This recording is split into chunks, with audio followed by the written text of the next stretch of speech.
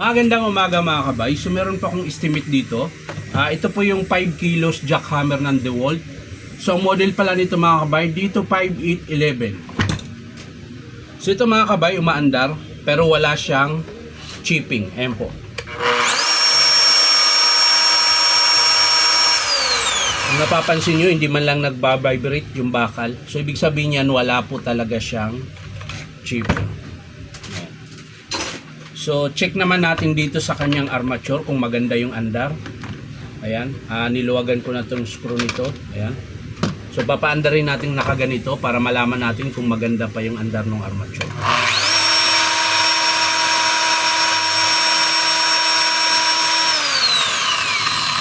So okay yung armature niya, walang problema. Yung carbon mahaba pa, wala pa sa kalahati. So tatanggalin lang natin ito mga kabay. Bali ang titingnan natin nito mga kabay yung sa loob.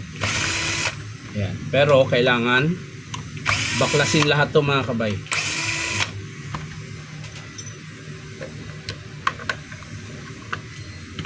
Para makita natin. Maaring putol na naman ang connecting rod nito mga kabay. O kaya sira na naman yung o-ring. Yan lang naman po yung madalas problema nito eh.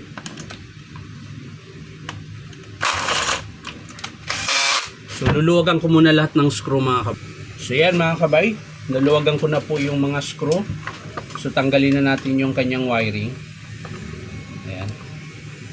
So gamit lang kayo lagi ng long nose mga kabay para hindi po masira yung terminal. O kaya hindi siya mabunot mga kabay. So isa-isayin nyo lang kung paano nyo kinalas mga kabay, ganun din po yung pagbalik. Ayan. So ang hindi lang natin nakalas yung dito. Ayan. So kailangan pa rin natin kalasin yan. Kalasin. Ang dapat kalasin.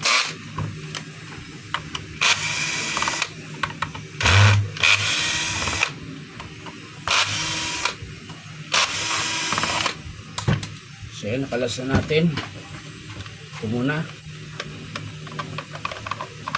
Sa mga gusto magpa-repair mga kabay, punta lang kayo dito sa Powerman Hardware, 530 T. Alonso, Santa Cruz, Manila. Ayan. So sa pagkalas naman ito sa dulo mga kabay, gamit lang kayo ng flat screw. Sikwatin nyo pataas. Ayan. Tapos syempre punasan muna natin. So gamit lang kayo ng circlip remover. Yan po yung pangkalas. Pero kung wala naman kayong circlip remover, pwede rin ganito mga kabay, yung matulis. Pero ingat lang mga kabay, baka dudulas papunta sa inyong kamay. Ayan. So ano lang naman to mga kabay, malambot lang siya. Medyo mahirap lang sa sungkitin dahil madulas syempre, magrasa, at syempre maluwag. Kaya umiikot lang siya pag tinutulak. Ayan. Pero kung may circlip remover kayo, madali lang po. So ayan, kakalasin na natin yung dulo. Ayan. Ingat lang dito mga kabay, minsan tumatalsik yung bulitas niya kapag wala ng grasa. Pero ito may grasa, kaya hindi yan tatalsik. Ay, nalaglag pa nga eh. Hindi sa tatalsik mga kabay, malalaglag lang. So ayan, kailangan itabi nyo yung 6 na piraso na bulitas mga kabay. Kasi ito po yung naglalak sa bala natin pag nilagay natin. So kailangan 1, 2, 3, 4, 5. Kulang ng isa. Ayun. Yan. So kailangan yung 6 na piraso na bulitas mga kabay. Ito. Yan. Yan po yung naglalak sa bala. So ingatan natin na wag mawala. Meron namang nabibili niyan. Pero syempre, you order pa, so matagalan. Ayan. So kung mapapansin nyo mga kabay, ayan, naglalangis po dito. So maaari pong malapit na masira yung kanyang seal. Kaya papalitan din po yan natin. So ito muna, sikwatin natin. Ayan. So dahil napaandar naman natin kanina, okay naman yung kanyang armature. Hindi na natin hindi na natin titingnan. So ang titingnan natin mga kabay yung kanyang connecting rod kung bakit ayaw mag-chipping.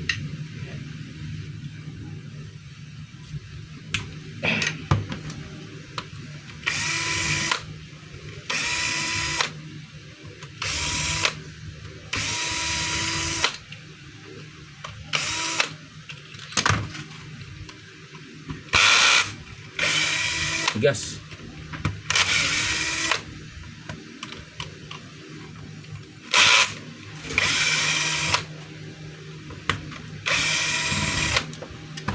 So yan mga kabay, ayos na. So unahin muna natin dito.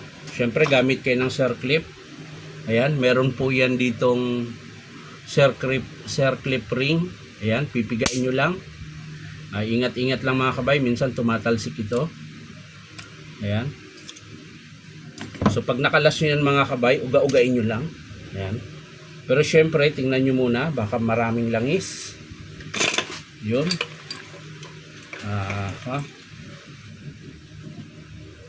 Ayan, putol yung connecting rod mga kabay. Kaya wala siyang chipping dahil putol po. Ayan. Kung mapapansin nyo, ito ay makalas. Yun.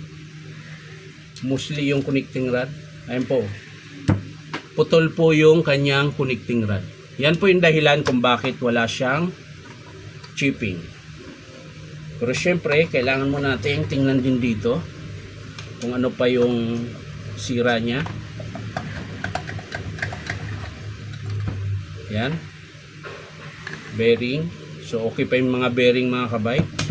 Wala pang palag. Itong crankshaft kailangan natin hugutin para malaman natin kung buo pa yung bearing.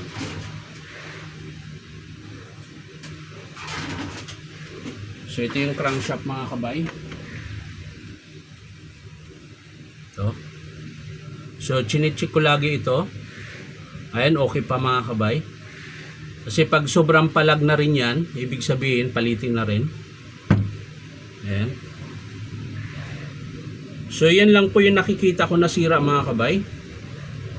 Ayan. Connecting rod. At syempre yung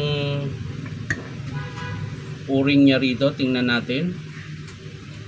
Buo pa mga kabay, okay pa.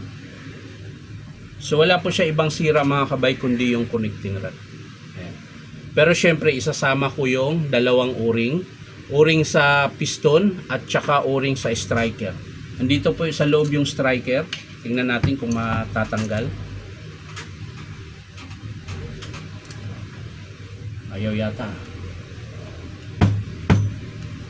Yun. Ito po yung striker niya mga kabay. Ayan, may o-ring din po yan. So, ang pinaka-estimate ko dito sa D25811 mga kabay, connecting rod, dalawang o-ring para sa striker tsaka piston. So yan lang po yung papalitan natin mga kabay. So maraming salamat sa panonood. Hindi ko na po ipapakita kung paano buuin dahil lilinisin ko na naman ito bago ko siya isalpak para kung sakaling i-approve ng customer hindi na po ako maglilinis. So yan lang mga kabay. Maraming salamat. Bye bye.